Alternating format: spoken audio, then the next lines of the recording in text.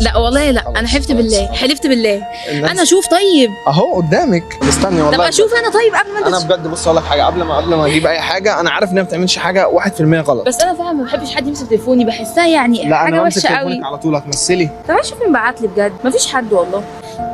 ما هو واحد اهو. ماشي، ده زميلي من زمان. ايه زميلي من زمان دي؟ ايوه من بدري يعني، معايا في الشغل. لا اله الا الله بجد والله ما هيلاقي حاجه. ما انت اهو. ايه ده؟ معايا في الشغل. انا مالي معاكي في الشغل؟ الف مبروك يا توته. هو بيقول يا توته، هقول له انا ايه؟ قلت له الله يبارك لا فيك. قولي له ايه توته دي. طب خلاص انا ما بحبش كده. ما جيتش بدري، تعالى بدري. او توته.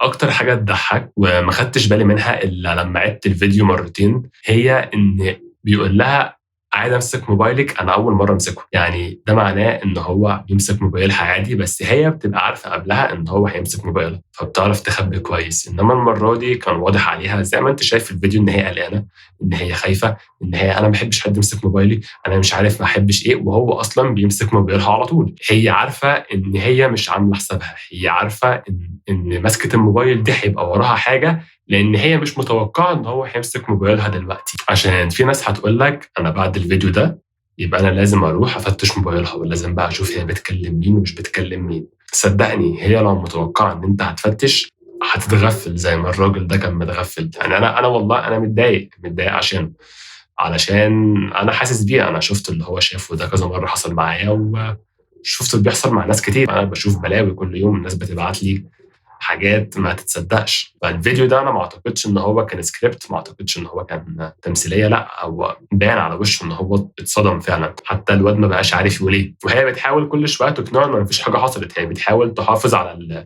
اللي بينهم، مش علشان هي بتحبه، علشان هي لسه ما خدتش اللي هي عايزاه منه. على حسب بقى اللي هي عايزاه ده ايه. في بنات هي بتبقى عايزه تسيبك، بس في نفس الوقت هي ما ظبطتش اللي هي هتروح له بعد ما تسيبك، فبتبقى عايزة تظبط الدنيا مع الأول، تتأكد إن هو بيحبها وتتأكد إن هو عايزها، بعدين تسيبك في يوم وليلة وتروح للتاني. فاللي هو أنت بتبقى مستغرب هو إزاي ده حصل.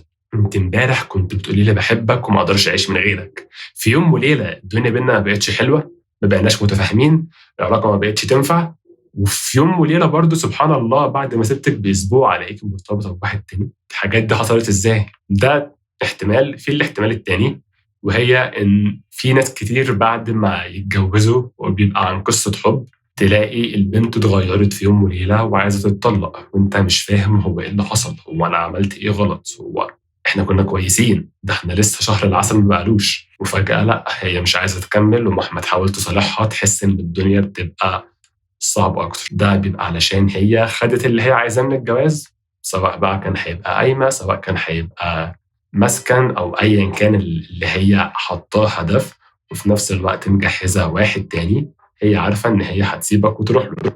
وفي اوقات تالتة ما بتسيبكش، بتخليك تصرف عليها وهي تروح للتاني من ورا، على حسب هي دماغها ايه. وفي الثلاث احتمالات هم كلهم خيانه، يعني ما فيش احتمال منهم اقل من التاني، وكلهم جايين لنفس السبب.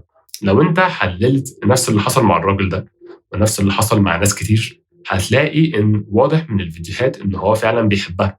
وانا هثبت لك دلوقتي، هجيب لك فيديو قبل ده كانت هي اللي بتبص في موبايله، فتقدر تشوف هي كانت بتتعامل ازاي.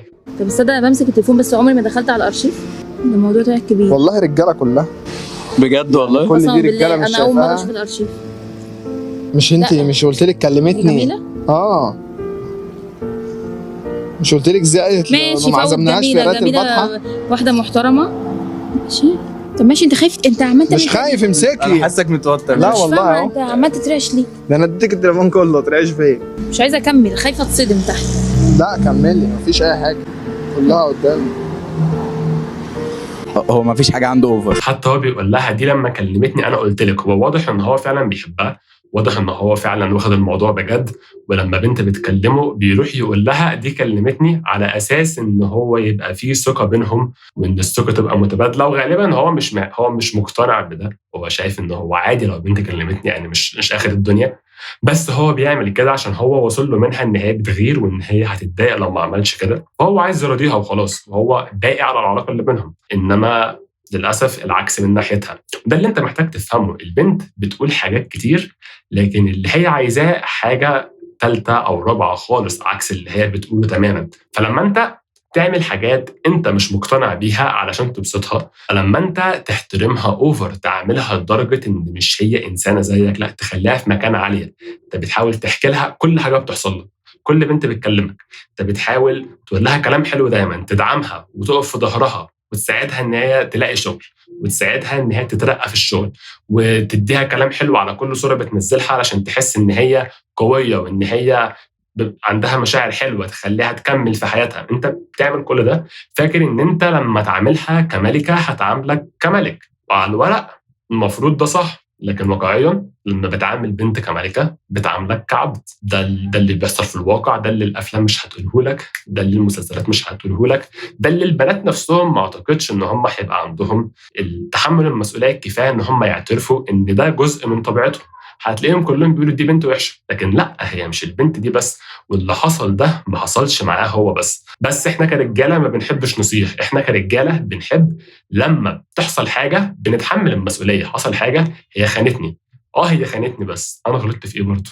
يعني شوف انت تبقى متخان وبرضه بتدور هو انا غلطت في ايه، فتيجي بقى توصل للمحتوى بتاعي تعرف هي خانتني عشان ما بقتش شايفه ان انا راجل، وما بقتش شايفه ان انا راجل علشان انا بقيت طري، بقيت بقول لها كلام حلو طول اليوم، بقيت متاح لها طول الوقت، بقيت بعمل كل حاجه عشان ابسطها، اهملت نفسي، بقت هي حياتي كلها. لو حياتي فيلم بقت هي بطل الفيلم ده، فبالتالي البنت بتتقفل منك، لان هي مهما كان، مهما تقول لك انا عايزه احس بكلام حلو، انا عايزه ان انت تعاملني زي ما السكرين دي بتقول وتجري ورايا وبص تبعت لي 24 رساله ورا بعض بتحكي لي يومك فيهم بكل التفاصيل الممله. ايوه، هي عايزه تحس بالمطارده دي، عايزه تحس بالاتنشن ده. هل ده معناه ان هي لو حست بيها تحبك؟ تفتكر ليه البنات كلها بتشتكي من الباد بوي اللي هي مش عارفه توصل له، مع ان مفيش بنت ما عندهاش اقل من 5 جود بوي؟ ليه ده بيحصل؟ علشان الجود بوي متاح لها، بيديها المشاعر اللي هي بتتمنى تحسها، بس هي مش عايزه تحسها من ده، هي عايزه تحسها من الباد بوي، عايزه تحسها من الواد اللي هو مش بيديها اللي هي عايزاه. عارف لو حسيتها منه اللي هيحصل؟ الفيلم خلص خلاص، وقع، اشوف باد بوي غيره احاول اوصل له. ده اللي بيحصل. عشان كده لازم تبقى انت كمان مش تبقى باد بوي اللي هو بقى تعمل كل حاجه حرام في الدنيا ومش عارف ايه وايه وايه، لا، تبقى زي الباد بوي، حته ان هو عارف قيمه نفسه وحاطط نفسه اولويه. مش هيخلي بنت مهما كانت حلوه، مهما كانت جميله، وحتى اللي في الفيديو ده مش 6 من 10، 5.5 من 10، انا شايف ان اخرها 6 ده يعني ابقى كارمها كمان. يعني حتى مش عشان هي جميله، عشان لمجرد ان هي بنت، ما تحطهاش مكان عاليه، ما تخليهاش تبقى حياتك كلها، حياتك فيلم، انت بطل الفيلم. ايوه، مين ده يعني؟ ده معايا في الشغل، ده من قبل ما اعرفك بجد. ما بحبش حد يفتش في تليفوني، بتكلم بجد. انت لو مش واثق مش هتيجي تتقدم، بس كده. من وجهة نظري عنده حق شوية. لا، انا مش حابه ان انا اديله تليفوني، مش شرط هو يقول لي هاتي تليفونك اديله تليفوني. لا بجد، انا عايزه اقول انت زعلان ليه؟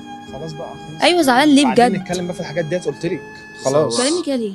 هو كده خلاص، انا مش هتكلم في حاجه تاني، انا قفلت. بعد اللي عملته ده كله برضه بتحاول تطلعه هو الغلطان. هي متعوده اصلا ان هو بيطلع غلطان، واضح من تعاملها ان هي عارفه ان هي اي كلام هتقوله هو في الاخر هيصدقه وهيخش عليه، فهي شغاله. حتى الواد لما سكت حباء سكوتها ده خلاها اللي هو يلا يلا يلا. كان صاحبي في الشغل، عارف قبل ما اعرفك، ده زميل عادي. ايه توته دي؟ معناها ايه؟ مش اي حد يقول لي هات موبايلك اديله موبايلي، مع ان هي بتنتش موبايله وبتمسكه وبتبص فيه في اي وقت. وعارف لو هي في يوم قالت له هات موبايلك وهو قال لها لا، انت خاين. ما هو انت لو مش بتخوني كنت اديتهولي، لا يبقى انت مخبي حاجه. دلوقتي لما الموقف اتقلب عليها، على فكره مش شرط حد يقول لي لما هات موبايلك اديله موبايلي، عادي يعني، اللي انت بتعمله ده اوفر، انت اللي غلطان، انت اللي نتشت موبايلي، ده صاحبي من الشغل، ده بيقول لي يا توته، عادي يعني فيها ايه؟ على فكره انا عارفاه قبل ما اعرفك، واعذار. هيلاقي راجل تاني على فكره لو قلب، عشان كده هي نتشت الموبايل. هو لو كان ده بس، هو خلاص شافه، هي مش خسرانه حاجه. لكن اراهنك ان في كتير غيره، في بلاوي تانية وفي حاجات تانية كتير. عشان كده حط حدود، لازم يبقى في خطوط حمراء واضحه. لو هي غلطت يبقى هي عارفه ان هي غلطت وهي اللي تصلح العلاقه، مش هي اللي تغلط وانت اللي تصلحها. يعني انا اتمنى الراجل ده يشوف الفيديو، عشان انت ما ينفعش تروح تصلحها، لان انا واثق ان البنت دي خبره في اساليب التلاعب، وخبره في قلب الترابيزه، وخبره ان هي تحسسك ان انت اللي غلطت حتى لو انت مش اللي غلطان. ففي الاخر هتحاول تخليك ان انت اللي تصلحها بعد اللي هي عملته ده. فارجوك لو بتشوف الفيديو او لو اي حد في مكانه، او لو اي حد حاسس ان هو في مكانه، لان في الاغلب شعورك ده هيبقى صح، ما تعملش كده.